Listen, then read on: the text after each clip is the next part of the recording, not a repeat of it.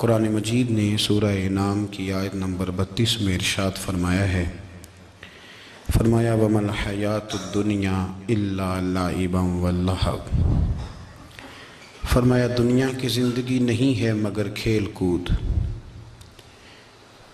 اور وَلَلدَّارُ الْآخِرَةُ، اور یہ جو آخرت کا گھر ہے، خَيْرٌ لِلَّذِينَ يَتَّقُونَ، یہ بھی ان کے لیے بہتر ہے جو اللہ سے ڈرنے والے۔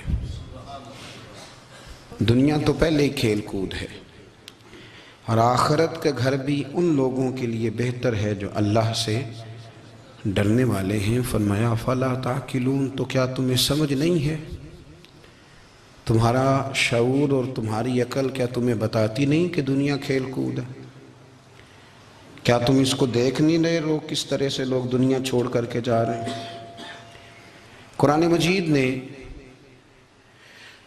جو واضح ارشادات ہمیں دیے، ہمارے بزرگان دین نے، صوفیاء کرام نے، علماء حق نے ان ارشادات کی توضیحات اور تشریحات کر کے زمانے کے مطابق لوگوں کے دلوں تک ان باتوں کو اتارا، اور دنیا کی بے ثباتی، دنیا کا کمزور پن اور آخرت کی فضیلت لوگوں کے دلوں میں ان لوگوں نے واضح کر دی۔ یہ سلسلہ سیدنا امام زین العابدین رضی اللہ تعالیٰ عنہ سے لے کر آج تک صوفیاء اور اولیاء کی جماعت میں جاری و ساری ہے۔ ان اولیاء اللہ میں سے کچھ لوگ ایسے ہیں جو بالکل قرون اولیٰ کے لوگ ہیں، جو صوفیاء کی جماعت میں سابقون الاولون کہلاتے ہیں۔ ان میں ایک بہت بڑا نام داتا گنج بخش علی حجویری کا ہے۔ حضرت ابو الحسن سید علی بن عثمان حجویری رحمۃ اللہ علیہ، داتا صاحب رحمۃ اللہ علیہ کے وصال کو تقریباً 1000 سال ہونے کو۔ کچھ باتیں ایسی ہیں جنہیں تھوڑا سا غور کے ساتھ، ٹھنڈے ذہن کے ساتھ سمجھا کریں۔ اسلام کی تاریخ 1400 سال کی ہے، اور 1000 سال پہلے کے داتا صاحب بزرگ ہیں۔ داتا صاحب فرماتے ہیں میں اس زمانے میں مرید ہوا، مجھے اجازت ہوئی، میں نے اپنے مرشد کی خدمت کری، پھر مجھے حکم ہوا، اپنے قلم سے لکھتے ہیں، پھر میں لاہور آیا۔ اگر 1000 سال پہلے سے پیری مریدی کا، طریقت کا، تصوف کا سلسلہ جاری ہے، آج لوگ کہتے ہیں یہ نئی بات ہے، یہ کل شروع ہوا ہے۔ داتا صاحب رحمۃ اللہ علیہ کے وصال پر ان کا عرس شروع ہوا، یعنی عرس بھی 1000 سال سے ہوتے چلے آ رہے ہیں۔ آج بعض لوگوں کو غلط فہمی ہوتی ہے کہ یہ آج کی کوئی نئی ایجاد ہے، اور اگر 1000 سال پہلے کے لوگ ضرورت محسوس کرتے تھے کہ پہلے کسی درویش کی خدمت کریں گے تو پھر ہمیں کچھ ملے گا، تو ہمارا تو زمانہ ہی بڑا عجیب ہے۔ یہاں بہت سارے لوگ ہیں جو کہتے ہیں میں خود قرآن جانتا ہوں، حدیث جانتا ہوں، میں خود بڑا سمجھدار ہوں، مجھے کسی کی کیا ضرورت ہے۔ بہت ساری چیزیں ایسی ہیں جنہیں ہمیں غور سے دیکھنا چاہیے۔ 1000 سال پہلے داتا صاحب، اور پھر داتا صاحب کہتے ہیں میرا کسی عام گھرانے سے تعلق نہیں، میں مدینے والے محبوب کی اولاد ہوں، سید ہیں۔ اس کے باوجود ایک جگہ پہ گئے ہیں، تربیت لی ہے، پھر وہ لاہور تشریف لائے ہیں، اور داتا صاحب فرماتے ہیں کہ میں ہندوستان کے اس ایریے میں آ کے بیٹھا ہوں جہاں زندگی کی سہولیات بھی پوری میسر نہیں ہیں مجھے۔ لاہور 1000 سال پہلے آپ اگر اس کا نقشہ دیکھیں تو کیا نظر آئے گا آپ کو؟ جن لوگوں نے ابھی 40 سال 35 سال پہلے لاہور کو دیکھا ہے وہ بھی جانتے ہیں اس کی کیفیات کیا تھی۔ تو 1000 سال پہلے کا لاہور جہاں داتا صاحب تشریف لائے، داتا گنج بخش علی حجویری نے وہاں بیٹھ کر قرآن و سنت کی تشریحات کی۔ داتا صاحب نے مسجد بنائی۔ اب لفظ داتا سے بھی بڑا اختلاف ہے لوگوں کو، حالانکہ داتا کا معنی دینے والا، اور اللہ کے جو 99 نام ہیں نا، ان 99 ناموں میں سے کوئی نام داتا ہے۔ ایسے لوگ کہتے ہیں جی یہ تو اللہ کا اسم، بھئی یہ لفظ داتا تو ویسے ہی عربی کا لفظ ہی نہیں ہے۔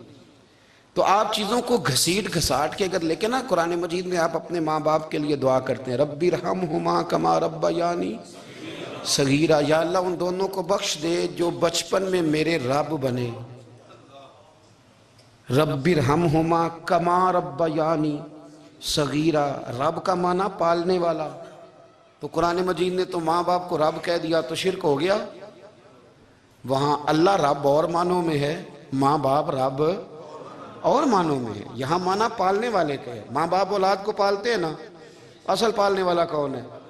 اللہ۔ تو اب کسی نے کہا کہ ابا آپ نے مجھے پالا ہے، تو کافر ہوا کہ مسلمان ہوا؟ تو چھوٹی چھوٹی باتوں میں لوگ تقسیم کرتے ہیں اہل اسلام کی، یہ درست نہیں ہے۔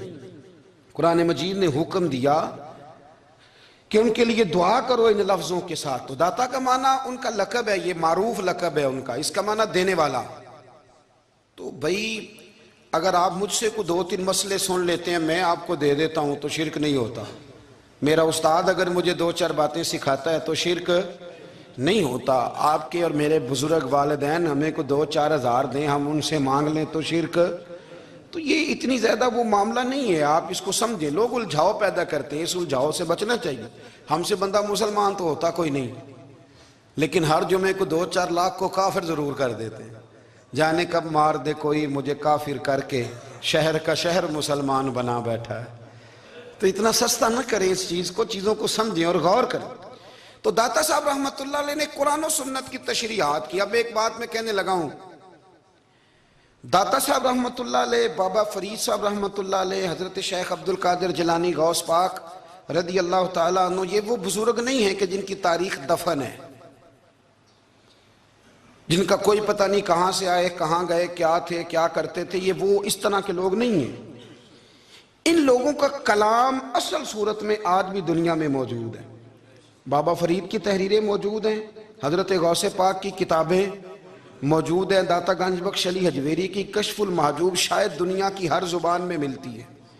اب میں جو بات کہنے لگا ہوں اس پر غور کرنا۔ اگر کشف المحجوب آپ پڑھیں نا ساری، تو سب سے پہلے وہاں ملنگوں کا داخلہ بند ہوگا، کوئی ملنگا آپ کو نظر نہیں آئے گا، چونکہ داتا صاحب کی تعلیمات بالکل اس کے برعکس ہیں۔ فوری طور پر وہاں عورتوں کا داخلہ بند ہوگا، چونکہ داتا صاحب کی تعلیمات اس کے بالکل برعکس ہیں۔ میلے ٹھیلے یہ ساری چیزیں وہاں بند ہوں گی۔ یہ کوئی کہیں نہیں داتا صاحب نے کہا کہ پنڈی سے پیدل آنا بڑے بڑے جھنڈے اٹھا کے اور میرے مزار پہ حاضری دینا، داتا صاحب اس کے مخالف ہیں، اس لیے کہ وہ کوئی ایسی چیز تو نہیں کہ وہ دفن ہے۔ داتا علی حجویری کی تعلیمات تو لکھی ہوئی ہیں، کتاب موجود ہے، اور ہر چیز کا انہوں نے بیان کر دیا اس کے اندر۔ علم سے شروع ہوئے ہیں وہ، علم، عمل، فقر۔ داتا صاحب نے تو کھانے کے آداب بھی بیان کیے ہیں، داتا صاحب نے چلنے کے آداب لکھے ہیں کشف المحجوب کے اندر، داتا صاحب نے بولنے کا شریعت میں کیا طریقہ وہ بھی بیان فرمایا۔ داتا صاحب نے تو کوئی ایسی چیز نہیں ہے جو آپ کہیں کہ باہر سے لے کے جانی پڑے۔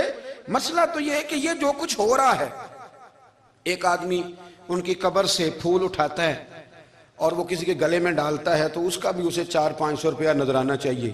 یہ کہاں لکھا ہے داتا صاحب نے؟ کس کتاب کا حصہ ہے؟ ان کے مزار کو آپ جس مرضی چیز سے غسل دیں، اور داتا صاحب نے نہیں کہا تھا کہ سندل لے کے آنا تو میری قبر کو غسل دینا، انہوں نے کہیں نہیں کہا۔ کیوں زیادتی کرتے ہیں مشائخ کے ساتھ؟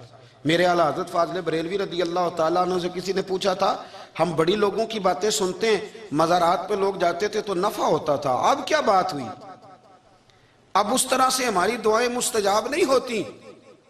تو اعلیٰ حضرت فرمانے لگے، تم بزرگوں کے مزاروں پہ غیر شرعی کام کرتے ہو، اللہ والے تم سے ناراض ہو گئے، وہ تو تم سے ناراض ہیں، وہ تمہاری سفارش کریں گے اللہ کی بارگاہ میں، وہ تو ناراض ہیں تم سے۔